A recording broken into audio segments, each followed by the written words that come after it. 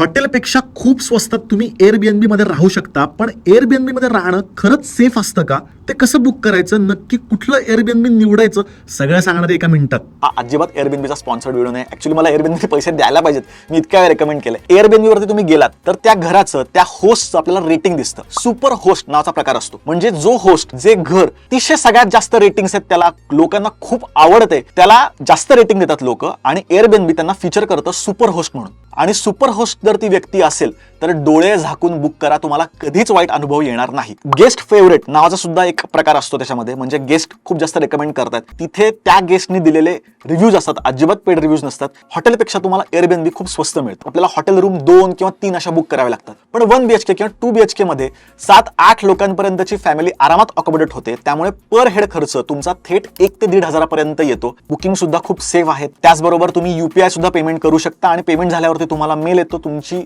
जी जागा आहे, ज्या डेट्स आहेत त्या कन्फर्म होतात. आणि सगळ्यात चांगली गोष्ट अशी की जनरली ही जी घरं असतात ती तिथल्या स्थानिक लोकांची असतात, त्यामुळे तिथली रेस्टॉरंट्स चांगली कुठली आहेत, सेफ ट्रान्सपोर्ट कुठला, सगळ्या गोष्टी तुम्ही त्या होस्ट कडनं घेऊ शकता. आतापर्यंत मी इतक्या ठिकाणी एअरबीएनबी वरती राहिलोय, पण मला कधीच वाईट अनुभव आलेला नाही.